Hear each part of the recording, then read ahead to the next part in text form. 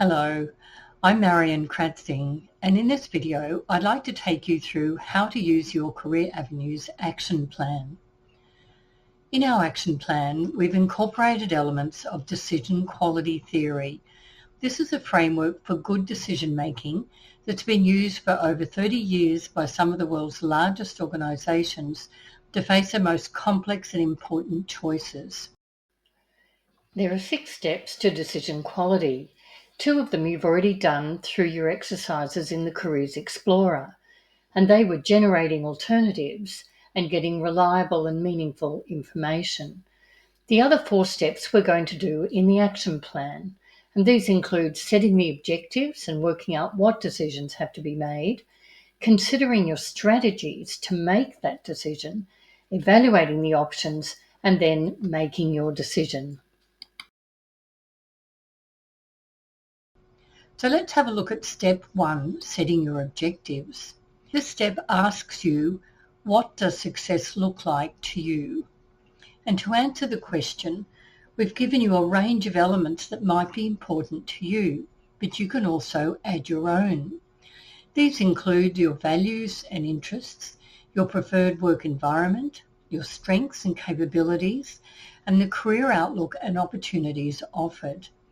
So you can choose from the examples we give you and also add your own. So if you scroll down, you can select the ones that are important to you by clicking on the green button. If you change your mind, you just click the red button to drop them. Now you can go to the Decisions page, click on the Next button. This is the place to consider what you have to decide at the moment or this year, and what you've already decided and what tactical options you have for getting to your goal. So first, it's useful to think about the decisions you've either already actually made and locked in or think you're already quite clear about. These are called given decisions. If you're in year 10, it might be subject choices up to this point, or it might be areas that you're pretty sure you're set on moving towards.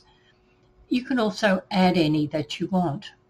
If you're in years 11 or 12 or have already left school, then given decisions will be all the career decisions that you've made up to this point, including subjects or courses that you might have chosen.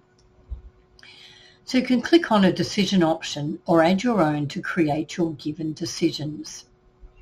Next, think about the decisions that you will have to make soon. These are called focus decisions because they're the ones that you're focused on at the moment. If you're in year 10, then your subject choices for year 11 and 12 would be on the list. If you're already in years 11 or 12 or have left school, maybe choosing a course or even which job to apply for. So select your focus decisions by clicking on the magnifying glass option. Lastly, consider the alternative ways you could move toward your goal. For example, which university or college might you attend, or which job might you select to move into a particular direction. These are your tactical decisions. In our example, we've chosen subject choices and broad career areas as focus decisions and which university as a tactical decision. Now click the next step, Strategies. We're now going to step back and think about your overarching career strategy. This is about how you are approaching your career decision rather than what you are planning to do. You should already have shortlisted some occupations in the Careers Explorer, and these will appear on the top right of your strategy page. It's likely that these occupations appeal to you because you already have a strategy in mind. For example, if you've shortlisted nursing, your strategy might be to help people. If you've selected accounting, it might be to follow the money, or acting to follow my passion. Your career strategy should have a reason that makes sense to you. For example, if your strategy is prioritize lifestyle, that might be because you think a balance between your work and personal life is the most important factor for your well-being and happiness. So the aim of the strategy step is to think more clearly about your underlying strategy and then consider career alternatives which could be offered up by different strategies.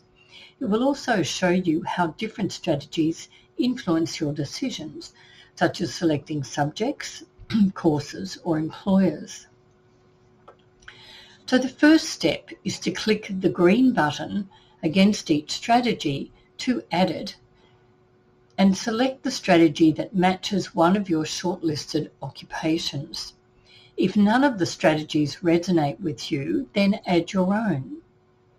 Aim for 3 to 5 options, but you can have up to 10. Now the second step is to click the select button to select a strategy. Once you do this, the selected strategy will be highlighted in green.